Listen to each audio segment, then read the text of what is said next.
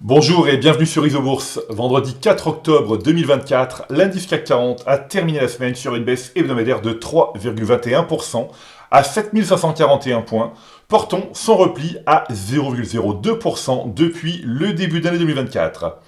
Tandis que les géants technologiques américains et quelques grandes capitalisations ont résisté à la tendance baissière générale, les principaux indices boursiers des États-Unis de la zone euro ont clôturé la première semaine d'octobre 2024 en territoire négatif.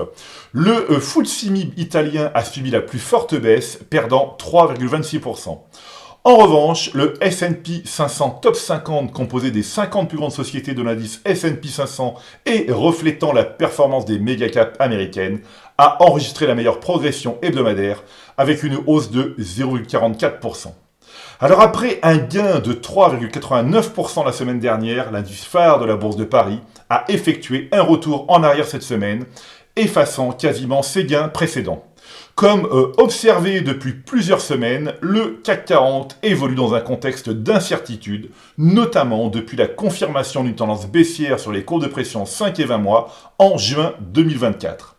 Comme je le souligne régulièrement, lorsque la courbe de pression 5 mois se situe en dessous de la courbe 20 mois, cela indique une phase de marché complexe à moyen terme, dont l'ampleur et la durée restent indéterminées.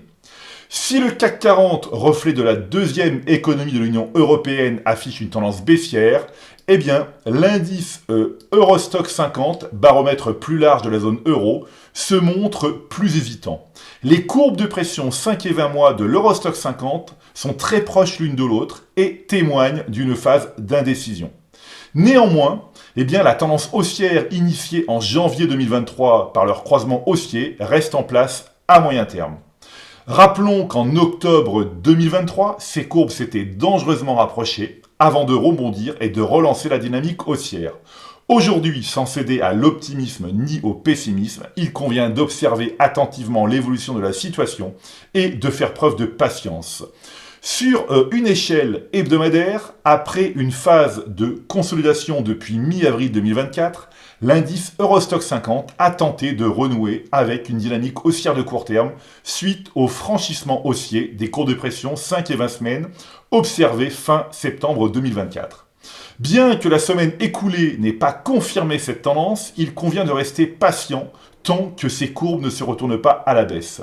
Il est essentiel de rappeler que la réussite en investissement repose en grande partie sur la capacité à maintenir une discipline rigoureuse, même dans les phases de volatilité. Aux États-Unis, eh bien, l'indice élargi de la bourse de New York, le S&P 500, suit une tendance haussière à moyen terme depuis le croisement positif des courbes de pression 5 et 20 mois en avril 2023 et affiche un gain de 38% depuis le signal Isobourse. L'analyse maintenant des 200 titres les plus échangés en zone euro et aux États-Unis révèle une forte indécision. En effet, à moyen terme, les grandes capitalisations mondiales sont autant à la hausse qu'à la baisse. Alors comme je le souligne chaque semaine, il est crucial de faire preuve de patience et de rigueur dans sa gestion. Il convient de privilégier les titres dont la tendance de fond reste positive et d'éviter ceux qui affichent une tendance baissière marquée. Eh bien, l'action Stellantis, cotée sur Euronext Paris, a terminé en tête des plus fortes baisses hebdomadaires de la liste, avec une perte de 17%. Après une phase haussière identifiée en janvier 2023 et un gain de 65%, le modèle Isobourse est repassé négatif à moyen terme en mai 2024 sur le titre du groupe automobile franco-italo-américain. La valeur affiche une perte de 41% depuis le signal Isobourse.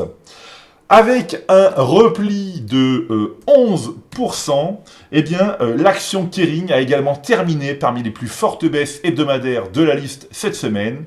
Sans surprise, et comme je l'ai régulièrement souligné dans mes précédentes chroniques, la tendance est négative à moyen terme depuis le croisement baissier des cours de pression 5 et 20 mois validé en mai 2023 sur le titre du groupe de luxe. La valeur Kering a perdu 52% depuis le signal Isobourse.